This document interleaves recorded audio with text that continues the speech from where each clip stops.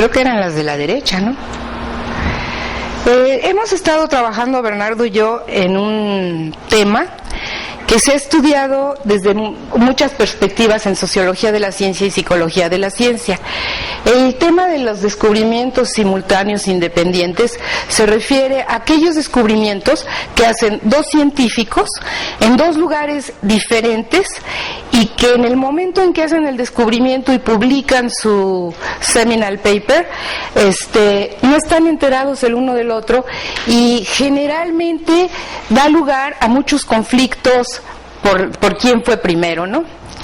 No nada más pasa eso, sino que muchas veces los científicos continúan esos conflictos toda su vida o logran ponerse de acuerdo.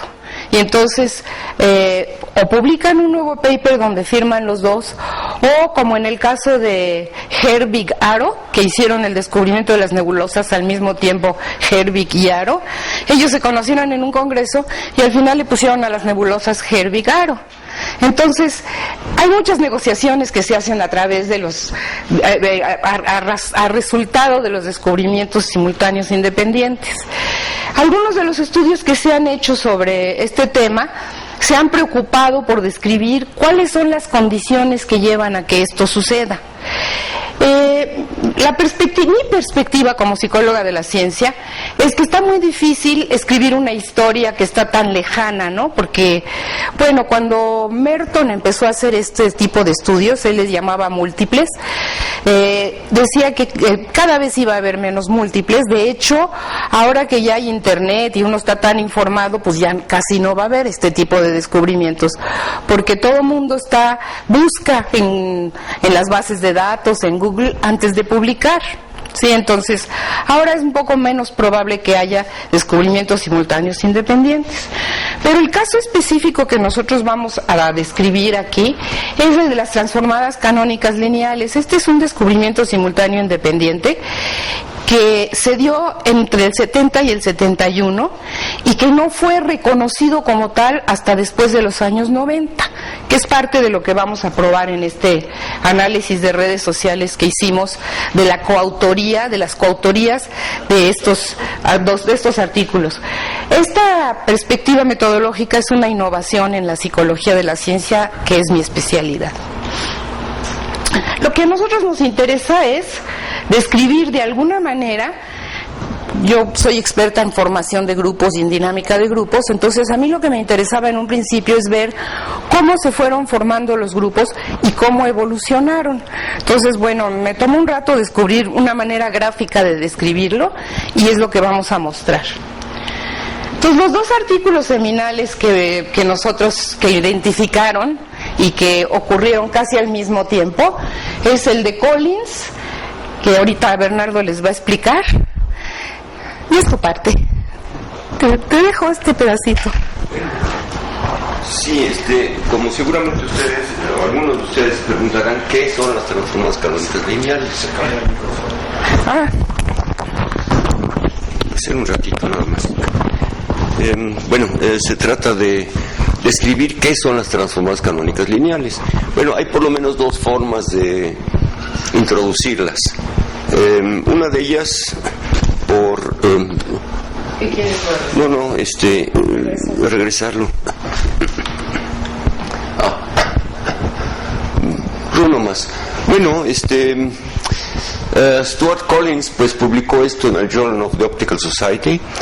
Él pensaba en sistemas ópticos donde puede haber lentes que pueden ser cilíndricas, esféricas, pero delgadas, y vuelo libre, ángulos pequeños. Y como con vuelos libres y lentes se pueden construir cualquier transformación lineal paraxial, aunque no dice que se refiere a todas las transformaciones, sí pues propuso el kernel integral que da el campo de salida a partir del campo de entrada, y pues permaneció allí. Resuelve integrales, sextuples y luego saca deltas, y en fin, es un paper bastante largo. Por otra parte, Marcos Moschinsky recibió en aquel entonces a Christian Kent como estudiante postdoctoral y le propuso como problema, pues vamos a ver cuáles son las transformaciones que dejan el conmutador básico de la mecánica cuántica invariante, lineal, ¿sí? Lo hizo para n dimensiones. Y pues se encontraron el mismo kernel integral.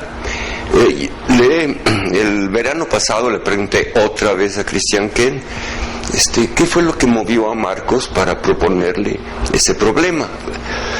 Y ella me dice, no sé, yo vine a México y me puse a trabajar en eso.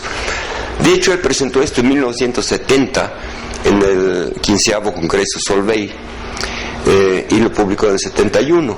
El paper de Collins es de 1970. Y pues yo colaboré con Marcos en algunos de los primeros artículos. Estábamos buscando otras transformaciones que conservaran otras propiedades, como oscilador en un sector, etcétera, ¿no? Y en el libro de 1979, en los 2 últimos capítulos, puse la derivación de Moschinsky de las transformadas canónicas. Y bueno, aplicado a difusión de calor, y en lugar de un grupo de 3 parámetros, lo hicimos de 6. Entonces, bueno, pues me vi involucrado como hasta los años 80, vaya con estas construcciones. Y desde entonces, pues veo que se ha aplicado de muchas maneras a varios otros sistemas.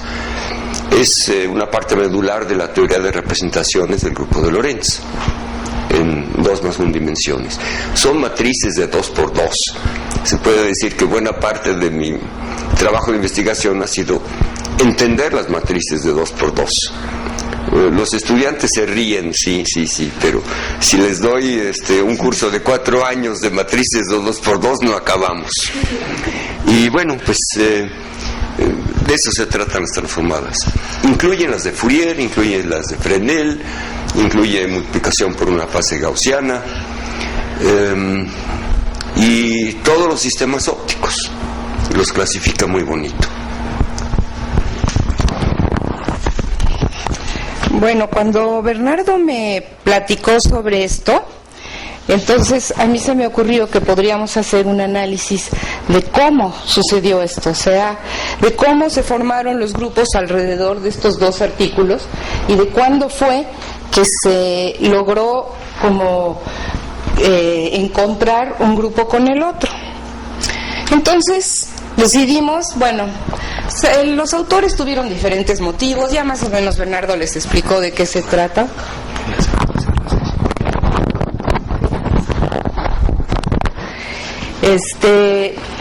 Y básicamente esta es la explicación que dio Bernardo, espero que la hayan entendido, porque yo no. Entonces yo decidí ver cómo habían citado ambos artículos, ¿sí?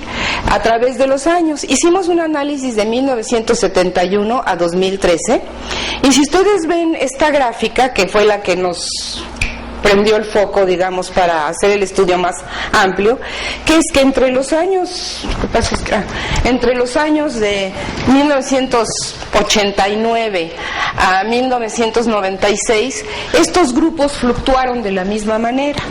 De hecho, son los años en los que ellos se conocieron. Disculpen, Entonces, yo decidí que lo más interesante, si queríamos ver cómo aparecieron los 2 grupos, sería dibujar las redes de coautoría de ambos artículos. Es decir, no es una red de citas, es una red de coautores. ¿Quién publicó, quién coautorió con quién? La forma en que están representadas, los colores son los grupos que se identifican a través de un algoritmo de modularidad, y el tamaño de los nodos se refiere al número de trabajos coautoriados por cada quien. En la gráfica de Collins tenemos 564 artículos que los citan, ¿sí? Hay 135 comunidades y podemos decir que tenemos 782 autores y 1802 coautorías. De hecho, la modularidad de Collins y la modularidad de Moshinsky son casi idénticas y ahorita más tarde voy a explicar por qué. Y la modularidad es la capacidad que tiene la red de descomponerse en grupos.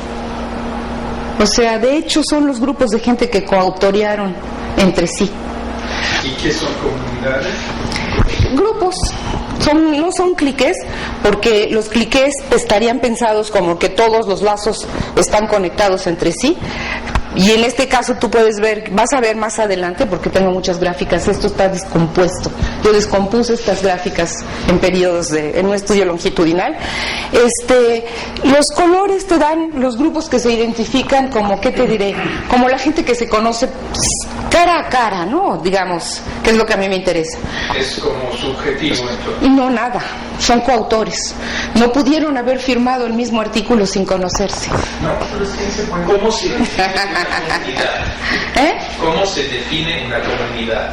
Decimos que hay 135 comunidades. Ok, hay 135 grupos de gentes que coautorean artículos entre ellos, que son coautores entre sí. Ahorita te lo puedo explicar un poquito después. ¿Qué red es eso? Es la red de coautorías de Collins. De Collins, y esa es la red de coautorías de Moshinsky. Moshinsky tiene muchos menos artículos que lo citan, es una comunidad más pequeña, son 350 artículos y tiene muchas menos comunidades, o sea, muchos menos grupos separados por los lazos que los unen. Ahorita te voy a enseñar la fórmula, ¿sí? No se me adelante. Entonces, yo identifiqué el componente mayor de cada red, que son el grupo de Lubaida, que entre ellos publican una cantidad de artículos y que representan el 12.28% de la red de Collins, y el grupo que están Wolf, Ken y Moshinsky. Ustedes pueden notar ya en esto que Collins ya nunca más volvió a escribir sobre ese artículo. Todos son o sus alumnos o sus seguidores o la gente que utiliza lo que él produjo para hacer su investigación. Igual en este caso el componente mayor de Collins tiene 96 autores y 198 coautorías, y tiene una cosa que se llama, yo traduje al español grado promedio, en inglés se llama average degree, que es el número de lazos en promedio que llegan a cada autor, y la modularidad, es decir, la capacidad en que la forma, pues no quiero usar la palabra complejidad, pero es la complejidad para poder identificar los grupos por alguna característica en la red. En este caso es por la coautoría, por la coautoría, pues, o por la cantidad de lazos, para decirlo correctamente. Moshinsky y Kesney tienen 70 autores, 106 coautorías. Son grupos más pequeños, son average degree, son 3 lazos por cada autor en promedio, y una modularidad más alta quiere decir que son un poco más cohesivos.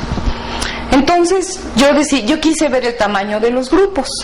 El tamaño de los grupos de N autores, agarrando todos los artículos de las dos redes, tenemos que Collins tiene artículos que van de un autor, tiene 73 artículos que van de un autor a un artículo que va a 23 autores, mientras que Moshinsky y Ken tienen la mayoría de sus artículos son de un autor. Entonces, estos son, digamos, los científicos que trabajan el artículo seminal de Moshinsky, tienden a trabajar más solos que y ahorita vamos a ver por qué.